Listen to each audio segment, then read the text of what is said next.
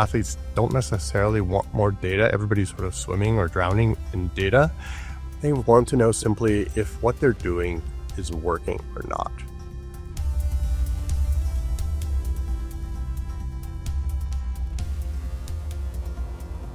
Quick pause before we get back into this conversation. If you want the structure and accountability of working with coaches and other athletes, training groups is where a lot of people start. With training groups, you get your training plan, live workshops, live Q&A with our coaches, and a community of athletes all training for similar objectives. Plus, you get the new Uphill Athlete dashboards. The dashboards are designed to explicitly answer 3 questions. What do you do next? What is the highest leverage improvement you can make to your training? And show you that you're getting fitter by a continuous aerobic threshold measurements and monitoring. Join us at uphilathlete.com/training-groups. And now let's get back into this interesting conversation. Welcome to the Uphill Athlete podcast. Today, we're going to do something we haven't done before. I'm going to sit down with 2 people who've been building the next layer of how Uphill Athlete actually supports athletes. Will Zittlau leads a build of our new athlete dashboard, and many of you will know Coach Alexa Hasman, who, besides coaching and doing mental training coaching, also runs our training groups. And she is the coach in the training groups that hears every day the questions that athletes are actually asking. And we're going to talk about what we built, why we built it, what the athletes who are using it are telling us, and hint a little bit about where this is all going.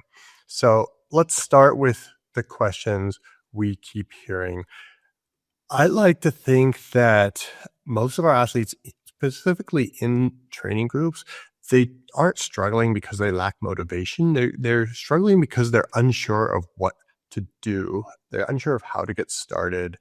And then once they get started, they're unsure if they're actually improving. They're anxious as to whether or not they're in the right training zone. They're worried that they might be doing too much or not enough. And they're worried about like what happens when they move a workout from Monday to Wednesday and how they rebalance that and how to use the time they have for training. And those problems kind of lay out the structure and the boundaries, I would say, of kind of what we've been building. Alexa, you do your live coach Q&A every week.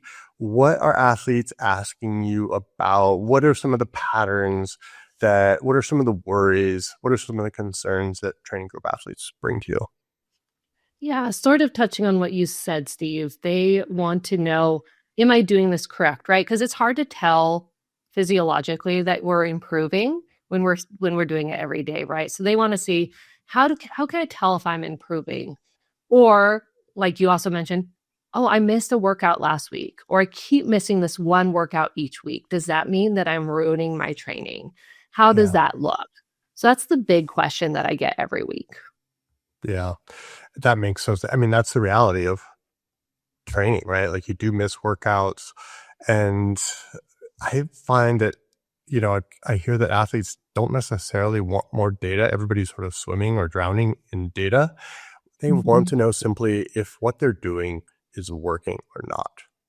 So that's really great, Alexa. Thanks for kind of cueing us in there. Will, do you want to kind of take us through how we're answering these questions? Specifically, let's just start with what an athlete will see now when they log into the Uphill Athlete training groups dashboards. Yeah, so that was a great intro. And I mean, the goal of this was to keep it simple, back to there being a lot of data out there, especially health metrics. And when you're getting into this training, it can be confusing. And so with training groups, you're going to select a training plan, and then we're going to give you kind of 4 high-level scores to keep track of on your dashboard. So it keeps it very simple. And those are consistency, training load, work-rest balance, and strength.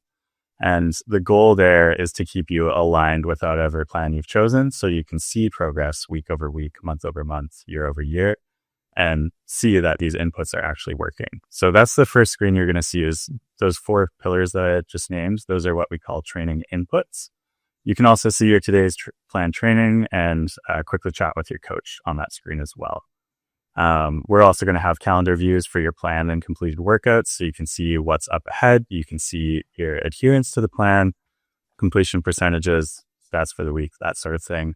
And then also we are going to have those progress metrics, but they're going to be a couple tabs over. So it's only when you want to dig into the data that it's actually there. So we're going to have things for CTL. You guys are probably familiar with that. Volume. We're also going to be having aerobic threshold calculations, which I think is something very relevant for uphill athletes, but also something that traditionally gets missed by other software, like health software platforms that are out there. We're also going to have your anaerobic threshold, so you can compare the delta between them, which can be a really good indicator of preparedness for these longer efforts. And then other health metrics as well with that progress over time as well. Consistency, gradualness of increasing the training load and modulating the training load were originally the three kind of, I would say, pillars or core ideas of the training for the new alpinism. And then we added strength because that's actually sort of become obvious that one of the things that happens is if people skip a workout in training groups, we found, I mean, like, so you could shout out if this is true or not, but it feels like if they skip something, it's often strength. Is that true? Yeah, and same with one-on-one athletes, like everybody, if they're going to skip something, it's going to be strength. Mm-hmm. So, Will, what is consistency measuring and how are we measuring it and how is that unique? Yeah, so all of these are going to be kind of stoplight scores. So we do give you a score 1 to 100, but it's also just going to be color coded, so you can do a really quick visual check. What do you mean related by stoplight score? What does that mean? Like green, yellow, red. So green, good, you're adhering to the plan. You should expect progress. Yellow, maybe some workouts have been missed. Your progress isn't necessarily declining or decreasing, but just something to note. And then red is you're probably not going to be expecting progress if you continue that training methodology. You're missing the prescribed workouts and it's just not following the plan.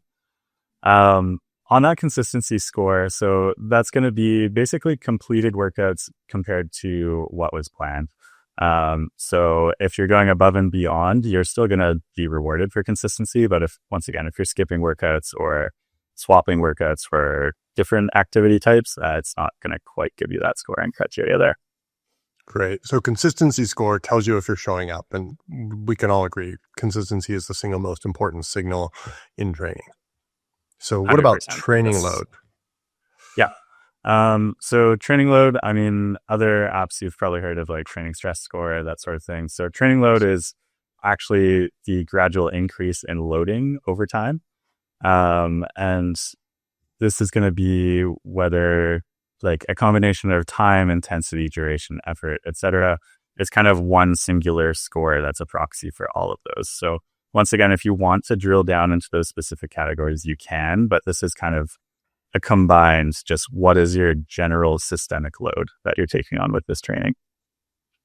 Yeah. So the training load tells you that you're training enough and your training is, and you're also not training too much, or you're not training too little, that your aerobic system is actually has the right amount of load to continue to improve. And this is trying to capture that concept of gradualness, which was we gradually increase the training stress over time, so at a rate at which the body can adapt and create positive gains in fitness.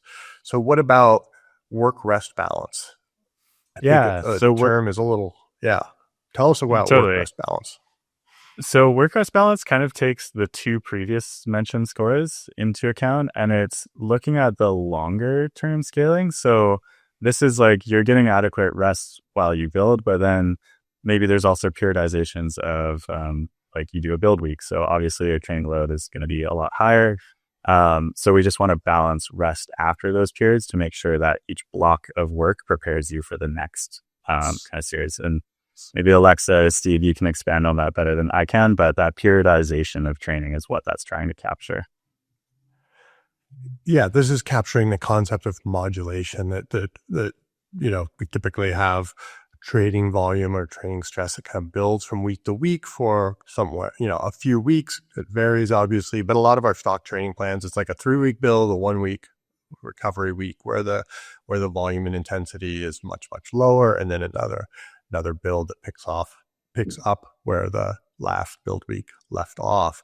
So that's what it's trying to capture. So what about strength?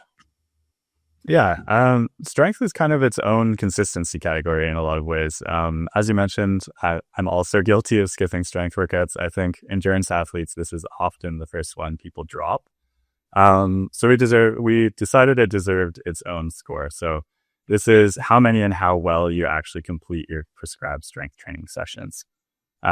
So you want to keep this one green. You want a strong body.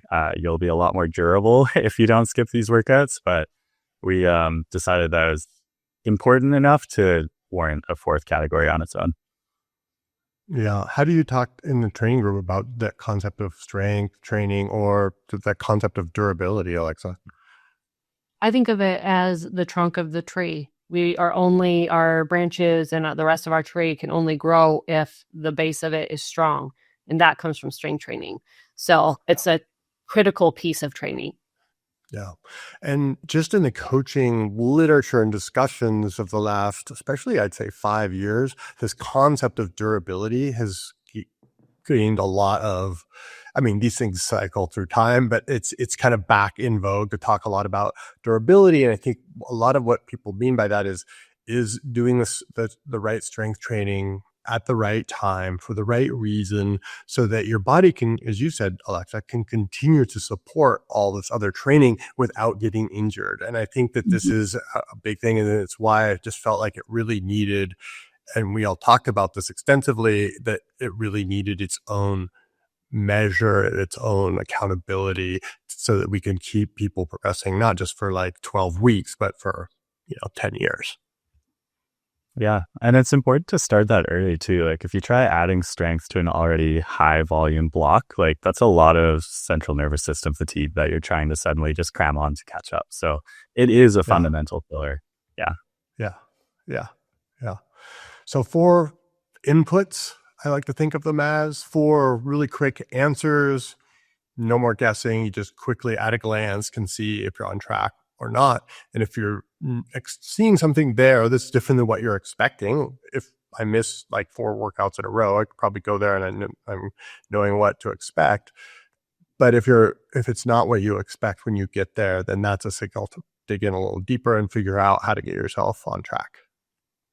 Yeah. And so, I mean, Steve, you've been coaching yourself and others for 20 plus years. So when we started this project, you told me that when you sit down with a new athlete, these are the 4 things that you're looking at and kind of thinking in your head. So why did you settle on these 4?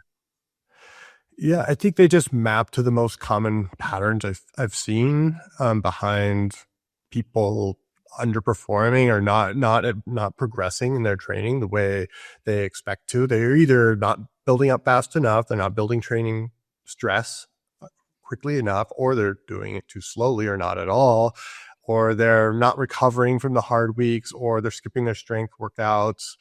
And there are these dashboards in Training Peaks that we're all familiar with and we've used in Uphill Athlete for 10 years now. CTL, ATL, TSS, these acronyms, chronic training load and training stress score are important.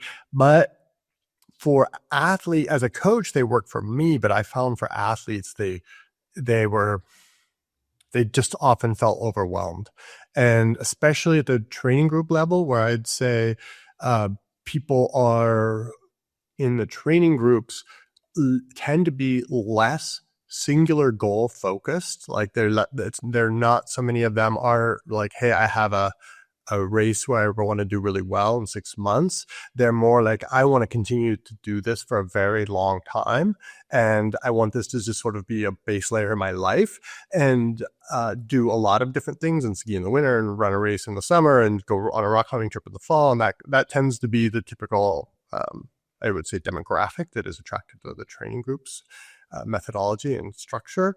So, again, just going back to those original 3 principles: consistency, gradualness, modulation, then adding that 4th leg of the table with strength, and just trying to make it really put it in plain language and make it simple and easy for people to understand their progress. Another thing that I think is worth bringing up. So these can also be kind of distracting metrics in a way too. Like if you don't know the fundamentals behind them and you're just looking at your CTL and saying like, why is it doing this? Why is it doing that after each workout? In some ways, you're almost missing the point of that consistency, right? Like that's why we're taking a higher layer up. Does that make sense? So, yeah. Totally. I mean, I think that, CTL in a way it accounts for consistency, but it also is highly,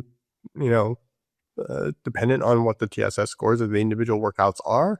So I think that can, mask things that I sit down as a coach and look at somebody's training peaks. That pops out at me really quickly. That's like one of the first things I usually look at. And Alexa, they could also be, sorry. Do you want to, okay. No. In some ways, I guess they can also be misleading. Like I'm just thinking of personal experiences here, but a lot of your uphill athlete training, I've read the books, weighted training, like uphills, I'm not getting a score that feels related to my like relative effort on those heights, right? And that's the other thing. Do you want to say that later? Let's get to that in a minute. Okay. Alexa, when you are talking to athletes that since the dashboards have launched, which has been, we're recording this at the end of April, it's been about a month now. How is it landing? What are the questions coming in? It's good. I mean, it's definitely bringing up a conversation of like, okay, my score is, I'm a yellow here in consistent or in like work balance, right? And so it brings up a conversation of like, okay, well, why is that? And usually they can sort of backtrack and figure that out. Like, well, yeah, I did miss 3 workouts this week, but it gives them a little bit of like a cue to reflect, I think would be the best way to say it. Yeah. So that's good. That's the right thing. That's what we're wanting, is for these things to like bring attention and therefore trigger a conversation or a question, or bring that into the group chat or the live Q&A, and then start that conversation that we have as a group and sort it out, and everybody learns. So it's really a win-win. Yeah. Let's talk about the aerobic threshold a bit, because this is actually something I'm super excited about, and I've actually been working on for a very long time. And there's been a lot of starts and stops to this project, is figuring out how to solve the aerobic threshold test challenge without having to make people go do a test or run around a track or stress out about whether they're using a wrist-based monitor or a chest-based monitor, and whether their route has a hill in the middle or not, or whether they have to recover before they do their aerobic threshold test, and all the kind of sticking points of the test, and do what I actually do as a coach, which is I just have my athletes like train for a week or two, and I go in and I look in their data, and I can just figure it out. So that's actually literally like the approach basically originally took. Is I sort of just sat down with a computer scientist and explained to him like my process of how I try to figure out an aerobic threshold, and then we tried to codify that into software. And I would say that it was an interesting process in that it didn't really work for a very long time, and then all of a sudden it worked, and it worked amazingly well. So we'll just take us through this a little bit. Let's look at the progress tab and the aerobic threshold trend graph, and maybe kind of show people what they can expect to see here. Yeah. So the aerobic thresholds work is something that Steve mentioned he's been working on for a long time. So I was really excited to finally have a place where we can, integrate that into something. So it's going to live on the platform, and this comes into effect when you first sign up. If you have workouts that sync, we can do that initial calculation there. Otherwise, this is going to be a rolling weekly statistic that updates. And what that means is you don't have to do a specific heart rate drift test. You don't need to worry about what watch is on your wrist if you forgot your heart rate monitor that day. You just do your training as prescribed, and you'll see that trend change over time. So this is going to happen in the background, and it's just another metric to see. However, once again, specifically for endurance sports, this is a really important metric that gets missed by a lot of existing platforms out there. So I'm really excited that people can finally start to integrate this into their training as well. How is this landing with the athletes, Alexa? How are they using it? Are they finding it valuable? Yeah, we haven't used it a ton yet because we're only a few weeks into using this program. But for me, as looking forward, I'm excited about it because a lot of what I do on the Coach Q&A is also going through the AET test with people and determining what their heart rate drift is and walking them through it. So it'll get rid of some of that confusion that people have with like, well, so what is my zone? Or did I do this test correctly? Do I need to do it again? All of that should be eliminated. Yeah, and I want to shout out to a former athlete I had, and she was training for Denali, and I had her doing all this low intensity work. And after like 8 weeks, she was just like, called me up, and she's just like, I don't get it. Like, she was really pulling her hair out. She's just like, I'm just running around this park in circles. Like, I'm going really slow. Like, I don't feel like I'm getting, and in a way that call really stuck in my mind. Like, how can I make aerobic fitness progress visible? How can we do that? And this is how we do that.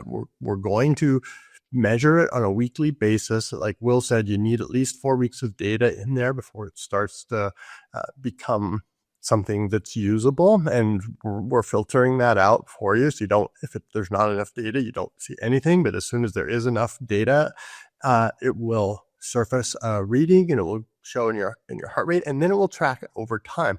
So you can literally, again, this is going to be another layer. Like, if your aerobic threshold is not improving over, a few months, for example, then, you're going to probably look back at the original inputs and see like, okay, what was I missing? Was I missing consistency? Was I not modulating? Was I doing too much? Was I not doing enough training load? Was I doing too much? Like, those kinds of questions can be asked.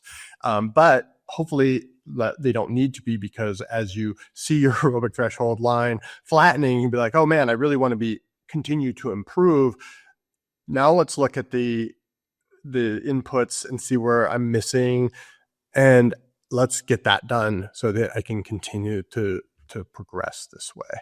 I think it's the single most important number for endurance athletes. And, if we get it wrong in the testing, then also the rest of the program can be off. And this is true for people working off a regular stock training plan, or somebody working with the coach, except if you're working with a coach, the coach can do all that work for you. But now this sort of democratizes that work and makes it easy to do at scale for more people to really, really help them figure out if they're improving. And those of you who are thinking ahead and are familiar with the Uphill Athlete system can already probably anticipate some of the knock-on effects of being able to map aerobic threshold. And as Will said earlier, we know anaerobic threshold, and now we can measure the difference between those, and we can start to get people to work towards being fit enough and show them when they're actually ready to start adding higher intensity training in terms of zone 3 and zone 4 kind of workouts. And so, Steve, that's maybe something worth talking about, is the difference. I mean, it's core to the Uphill Athlete ethos, but aerobic threshold versus anaerobic threshold. What other platforms get wrong by basing zones off anaerobic threshold? Maybe it's worth kind of expanding on that a bit. Yeah, I think everybody who has, especially a Garmin, has had the experience where you wake up one morning and Garmin tells you your zones have changed. Well, it's because you went out and you did a hard effort, and it saw that you could sustain something heart rate at a higher anaerobic threshold. And it's really misleading, especially if you're just training in zone 2 all the time, and then you happen to like go out and split a bunch of wood with your heart rate monitor on, and then it sees that your heart rate was like super high for like 45 minutes, and then it's going to tell you have to reset all your zones. So, as you said earlier, most of the systems are based off anaerobic threshold. Not that it's an illegitimate way to approach it. It is a legitimate way to approach it, but it works better for people who are already very fit. For most people, focusing more on the aerobic base has been, one of the big messages of Uphill Athlete over the last 10 years, is going to be a better path and a more productive path, and they're going to get fitter and be able to do things longer, especially mountain athletes where our events, if you will, are just so long. Like you and I were ski touring last month, Will, together in Whistler, and we were out for 7-8 hours. I mean, that's not like it's an average ski tour. Yeah, and that's an average ski Yeah. tour. It was no big deal, right? Like it was a pretty normal ski tour, even an easy ski tour, and that was the duration.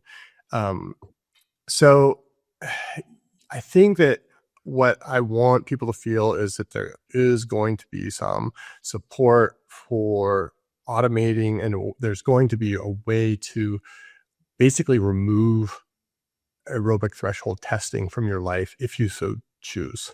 And I think that that's going to be super helpful for a lot of people. Yeah. Yeah, I think that'll be really helpful for coaches and for athletes. Yeah. Simplification. Yes. Simplification. One less thing to do. All you have to do is do your workouts. It's great. Mm-hmm. Yeah. So now one of the knock-on effects of this will be that we'll be able to suggest training zones based on aerobic threshold. And that's going to happen as well within the dashboard. We're not currently able to do that at this moment in time, but that is something that's in the works, and I'm quite confident that we're going to get there. It's on the roadmap. How do you feel that that's going to land, Alexa, when athletes are going to have a new set of training zone heart rates suggested to them, and then of course they're going to accept the suggestion, or they can set them manually however they want? And do you think that is going to be another thing that's helpful and is going to lead people to do a better job with their training? Yeah, I think it'll provide a level of relief, right? Because right now they're like, I'm pretty sure these are my training zones, right? But there's a lot of uncertainty in there, right? They're basing it usually off of a test that they did. And then, like you said, they're getting notifications that are like, hey, your zones have changed. Well, have they? And so that causes all of this uncertainty. Am I training in the right zone? Am I actually in zone 2 when I'm training? So this is going to provide some reassurance with that, which is going to be really nice. Yeah. And we're telling them that their zones should be training as they get fitter, right? As the top of your zone 2 heart rate, that number changes and increases as you get fitter. Like the zones need that zone 2 gets wider, and the gap between the top of zone 2 and the bottom of top of zone 3 gets narrower. And so that's good. That's healthy. Again, that's like a measure that like, hey, you're progressing, you're getting fitter. So I think that's going to be really helpful. Yes. Well, let's talk about just how this is going to work in terms of calculating that difference, that delta between aerobic and anaerobic thresholds, and how we're going to surface that for people. Yeah. So your aerobic threshold and anaerobic threshold delta, that's kind of your preparedness for those harder efforts. You mentioned that, Steve. So it's not a super complicated calculation. It's 1 minus AET over AMT, if you can visualize that calculation. But you want that delta to be less than 10%, basically. And so once again, right now, you do a one-off heart rate drift test. Maybe that wasn't the most accurate test. You're not doing that every week, so you're now 2 months outdated since you last did one. We want to keep that score kind of fresh and present, especially as we start incorporating those more high intensity workouts as you get closer to your event, basically. So yeah, we're looking for less than 10% there. But the fact that we have both will really kind of put front and center your preparedness for those higher intensity workouts. Yeah. And I think, as Will said, we have the input view, the calendar view, and then we have what we call the progress view, where you can see your progress in different metrics. One of them will be progress as it relates to, at least currently, these things are evolving and we're trying to simplify them even further, but they're currently progress in terms of chronic training load, progress in terms of training volume, progress in terms of aerobic threshold, the strength training trend. How is your strength expected to maintain or improve. Your actual anaerobic threshold number for that week, your anaerobic threshold number for that week, that delta that you just had, and then we're also pulling in resting heart rate for those that are using that metric, or using some sort of device that is recording that. If that's pulled into Training Peaks, it will be pulled into your dashboard. So, and then that's going to provide, we're going to be able to then generate insights on your progress for you that will be present on that dashboard. So I think that's a little further out in terms of getting the insights there, but that's definitely on the roadmap. And there's already a space there. Like mine currently right now, I'm reading it. It says my zone 2 at 65% of volume is optimal for base building. The distribution supports aerobic development while allowing adequate recovery. All stuff I knew, but it's looking at that. It's looking at my data, and it's telling me that I'm in the right, that I'm doing the right distribution of zone 2 for where I'm at in my program. So I think that's going to be super useful and super powerful. So with these insight layers, the idea is that if we all still sometimes have questions, and instead of guessing or Googling, or your coach is asleep, pretty soon you could just going to be able to ask right inside the system. Will, where are we at with this capability, and what is the kind of roadmap? Granted that this is going to drop at the end of May, and we're still a few weeks away from that currently. If you look out, what does this look like on the roadmap? For sure. Yeah, the capability is there, and anyone that's in the tech space right now that knows that software is moving incredibly quickly. So I think this year you'll expect to see some layer of that. Absolutely. Yeah. I think for sure this year, and probably in the next few months. I think the way to think about this is simple. We call it Maria. And Maria is an intelligence layer that holds all of the intellectual property and methodology of uphill athlete. And Maria sort of functions as I like to think of it as a 3-layer cake, or a multi-layer system, where Maria is suggesting or proposing things like, hey, your training zones, your aerobic threshold has changed. I think your training zone should be this now. Accept, reject, modify your training zones manually, whatever. And then the athlete gets to decide. So nothing on the platform is going to happen to you. Things simply get suggested to you. And in some cases, eventually this functionality will exist for the one-on-one coached athletes as well. But the coach, or you, or your training group, a leader, a coach, will be able to decide. And I think you think I should talk about Maria and how she got named? Yeah, I think you should really open it with that. I don't know. I thought it was a great story when I read. I don't know if Alexa's seen that project charter, but I have. I thought, I think yeah. So Maria is named Maria because of a woman I knew who was a really incredible person. Her name was Maria Frantar, and she was a climber on the first expedition that I ever went on in the Himalaya back in 1990.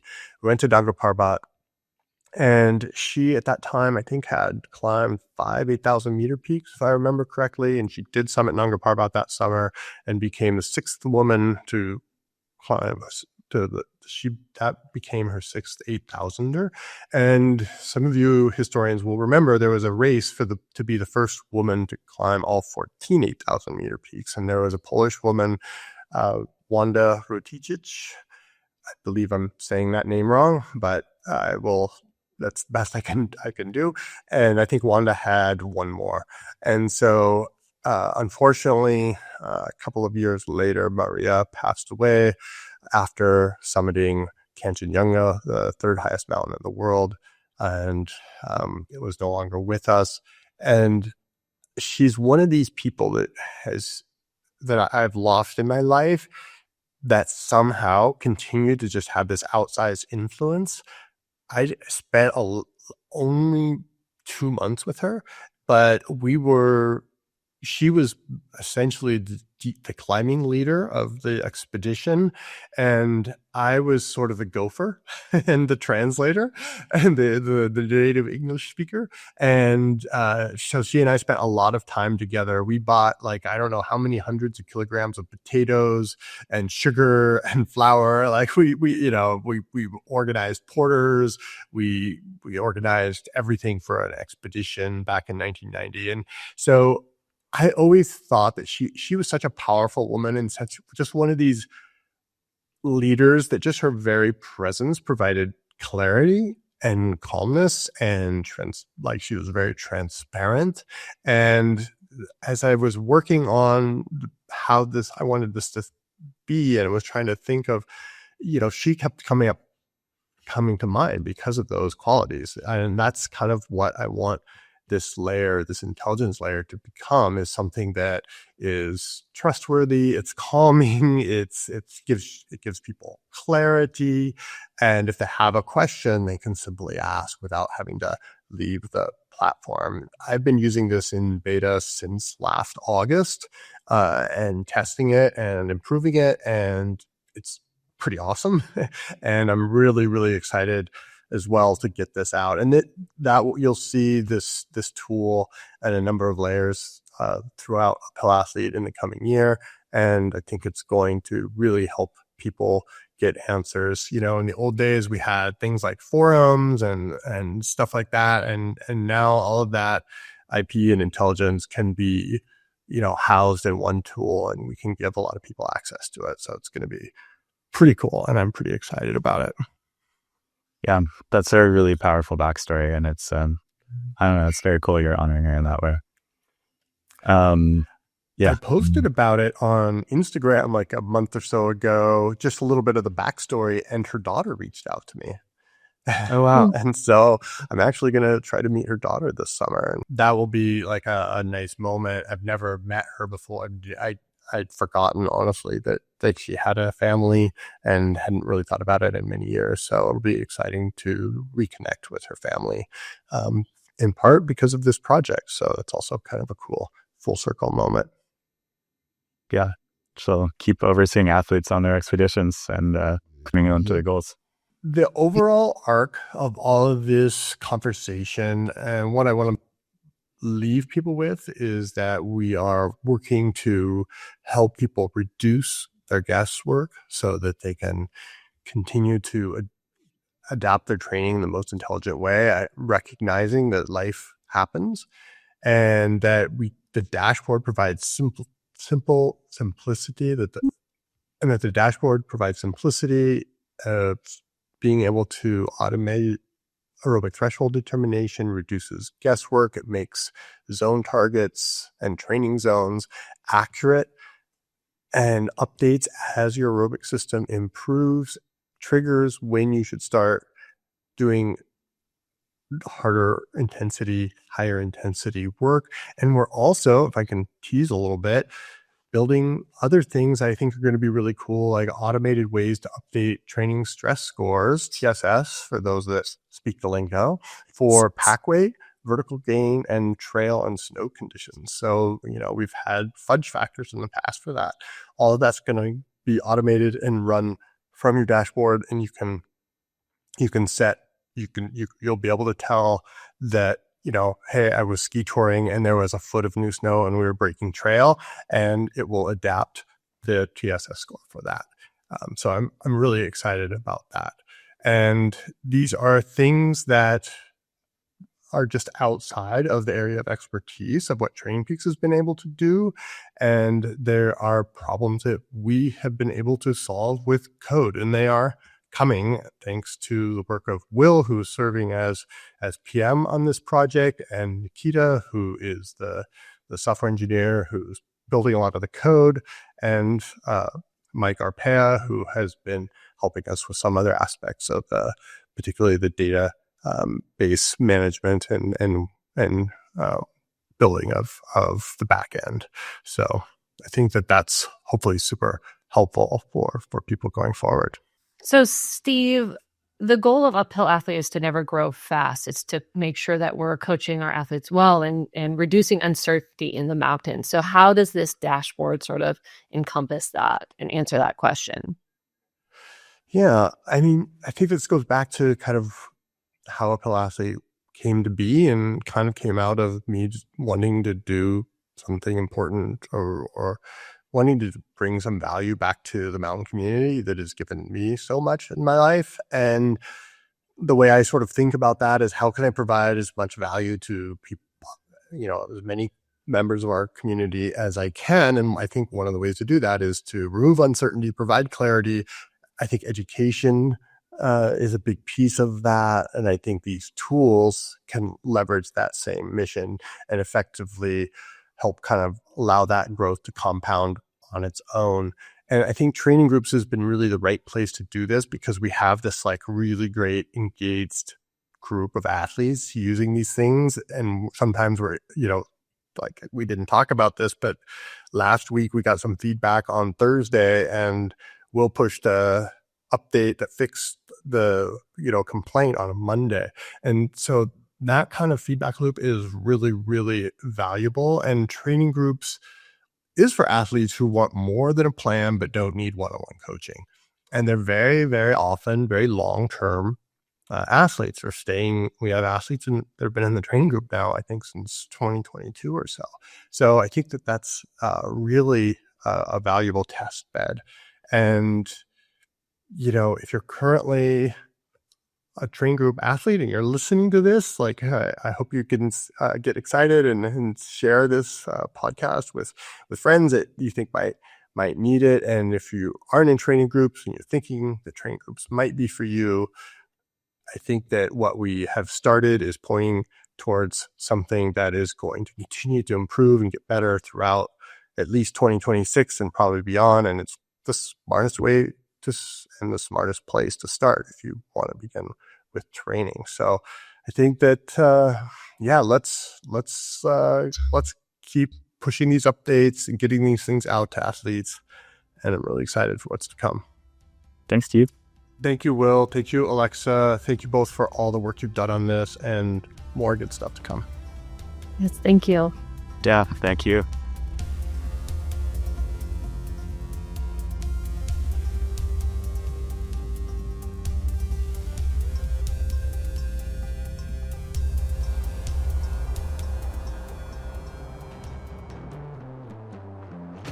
Hey, real quick before you go, everything we publish, the articles, new podcast episodes, and the live webinars are announced first in our newsletter.